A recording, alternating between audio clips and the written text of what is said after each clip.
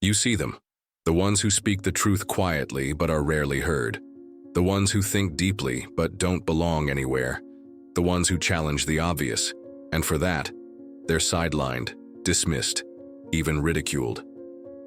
Carl Jung understood this better than anyone. He knew that society doesn't really want intelligence. It wants agreement, it wants obedience, it wants noise that feels like thinking, and performance that looks like depth. But true intelligence, that's dangerous. Not because it's loud, but because it sees, and society is terrified of being seen. The truly intelligent person doesn't just memorize information. They ask, why does this exist? What does it mean? What aren't we talking about? And that question, what aren't we talking about, is the crack in the wall. That's where the collapse begins. Because when someone sees too clearly, they don't just see facts, they see structure, power, manipulation, and most of all, illusion. And illusion is what society is built on. So what happens when you see through the illusion? You don't belong. You become the outsider, the one who doesn't laugh at the same jokes, the one who doesn't chase the same rewards, the one who sees the game and decides not to play. That's not just uncomfortable for society, it's threatening. Because if one person can step outside the system, it means others can too. And if enough people do that, the whole thing falls. That's why intelligent people are often isolated. Not because they're antisocial, but because they're allergic to dishonesty. They can't fake interest in small talk. They can't pretend the news matters when it doesn't. They can't go along with the trends that insult their mind. And so, instead of bending, they leave, or get pushed out. Carl Jung wrote that individuation, the process of becoming your true self, requires stepping outside the collective. But stepping outside comes at a price. You lose comfort. You lose certainty. You lose the crowd. And the moment you stop being part of the crowd turns on you. This is the quiet tragedy of intelligence. Not only do you see too much, but you're punished for it.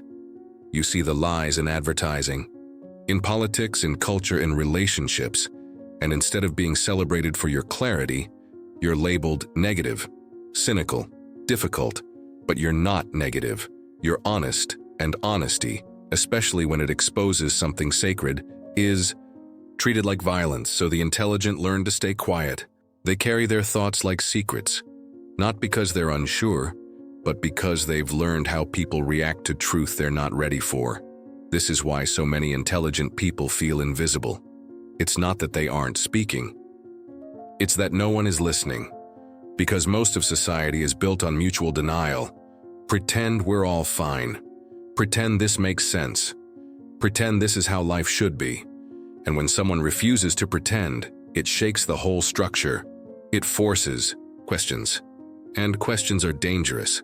Why am I doing this job? Why do I care about money? Why do I believe in this system? Most people don't want the answers.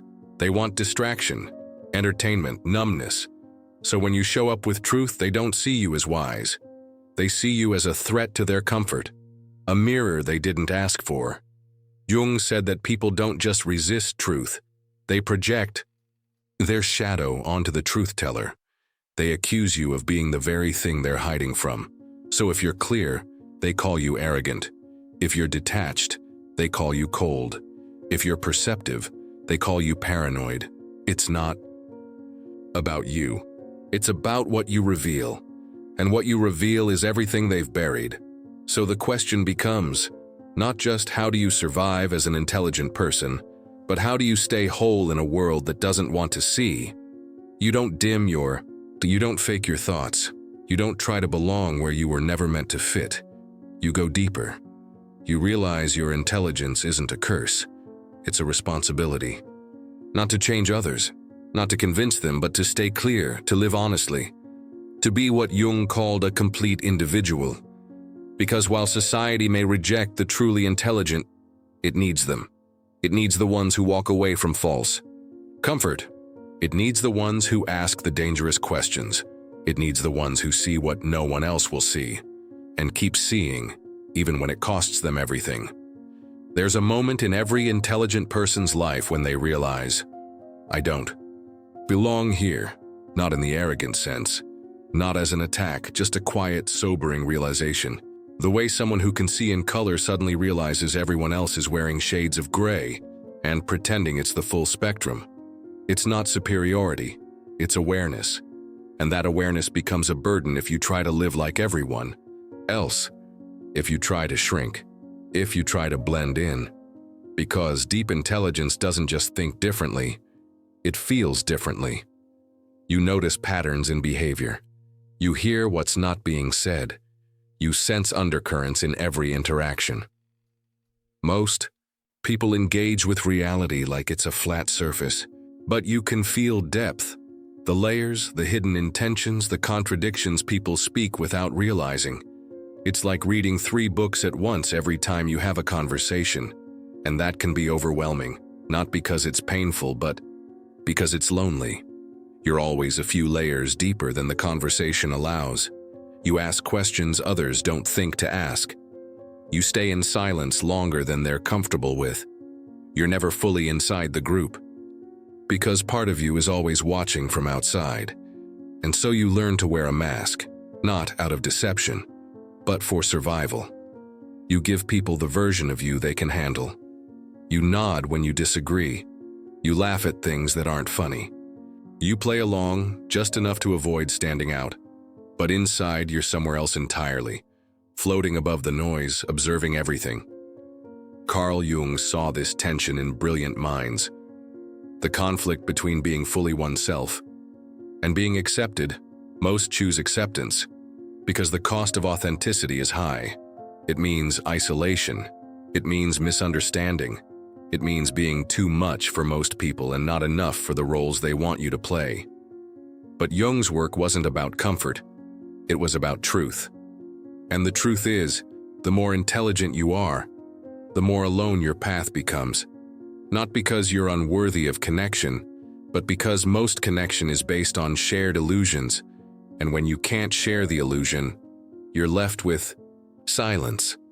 So what do you do with that silence? You build in it. You stop waiting for the world to catch up. You stop explaining yourself to people who are committed to misunderstanding you. You stop apologizing for depth. And instead, you create your own reality. You make art. You write, you think, you observe. You construct a life that matches your inner world, even if no one else understands it. Because the alternative is betrayal. To yourself, to your mind, to your clarity. That's what Jung meant by individuation. Becoming who you actually are, not who society wants you to be. It's a psychological death. The death of pretending. The death of the false self. And most people avoid it their entire lives. But the intelligent can't avoid it, because they see it too clearly. They know when they're faking it. They feel the dissonance between who they are and who they're expected to be. And that dissonance becomes unbearable. So eventually they stop faking. And when they do, the world reacts. Friends fade. Institutions reject them. Family members look confused or even angry. Because when you stop pretending, it exposes how much everyone else still is. Your freedom becomes their mirror, and mirrors are uncomfortable. But this is the necessary breaking. The old life falls apart so the real life can begin. You stop living for others. You stop shrinking your thoughts. You stop dressing your wisdom, humor so people can swallow it. And you start living for truth, even if it's lonely, even if it's quiet, even if it means losing everything that was never real. Because what you gain is yourself. And that is everything. It doesn't take much to be accepted by society. Say the right things. Believe what everyone else believes. Stay busy, stay distracted, and don't ask questions that make people uncomfortable. But intelligence refuses that.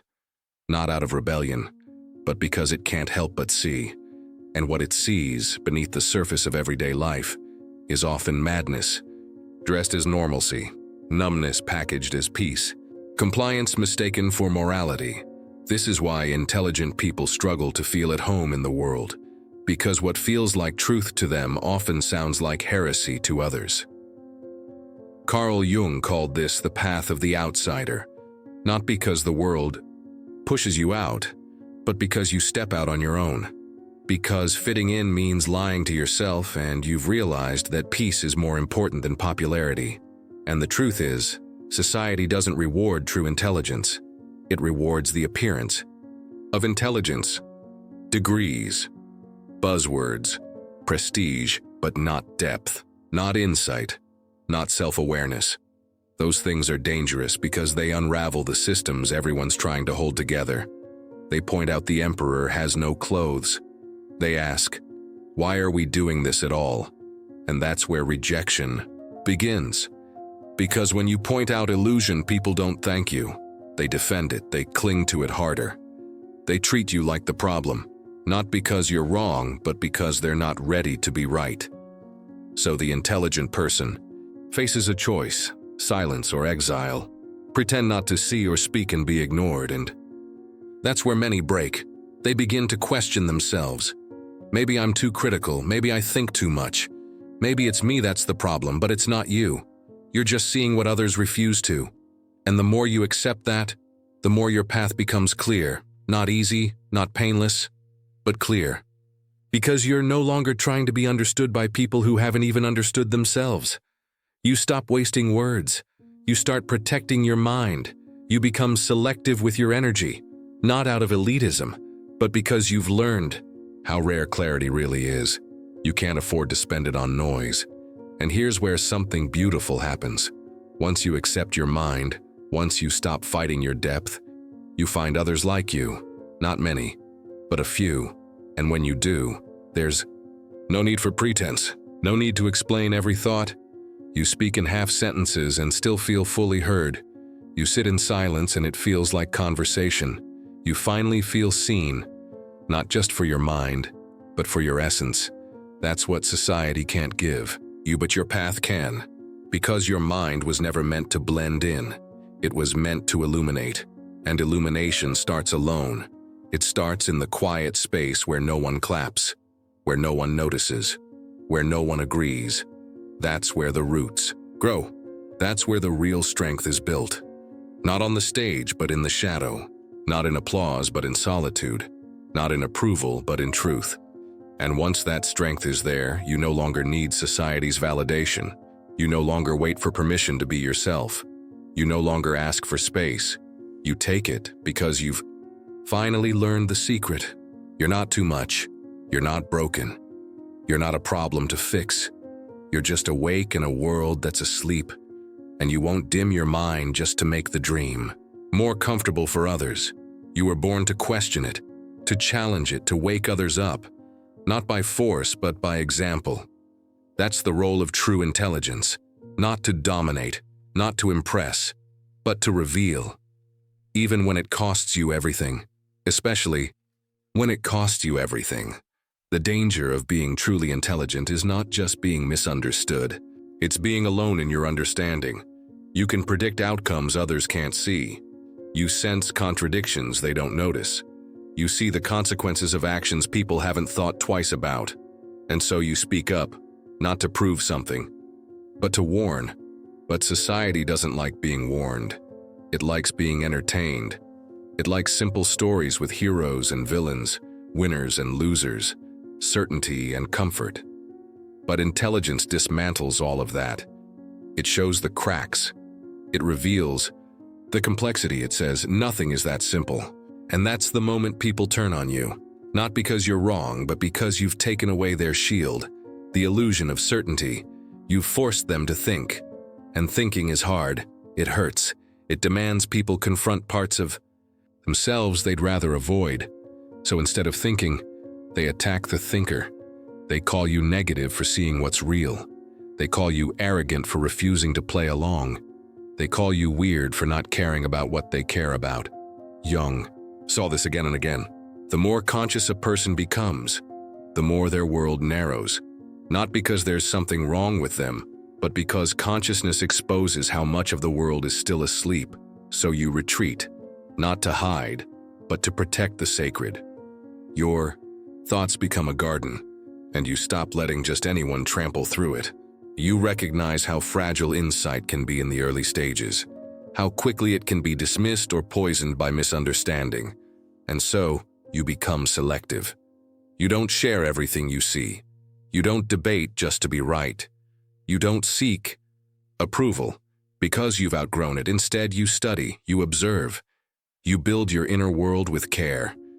And slowly, the loneliness you once feared becomes your strength.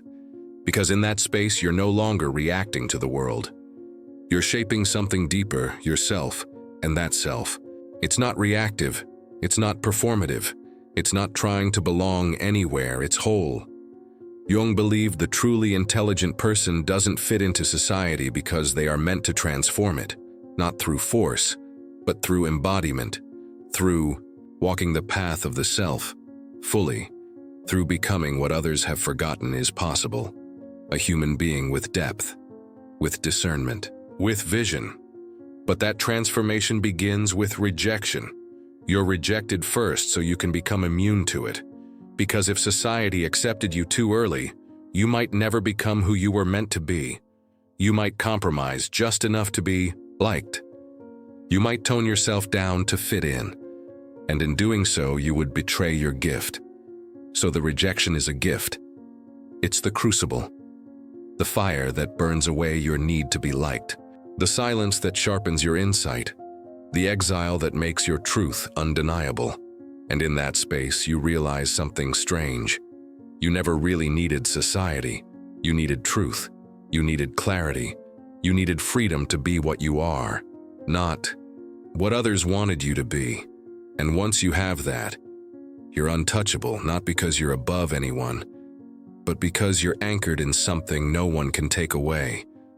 Your mind is your own. Your vision is clear. Your spirit is intact. You've left the crowd, and in doing so, you've found the one thing more valuable than acceptance: yourself.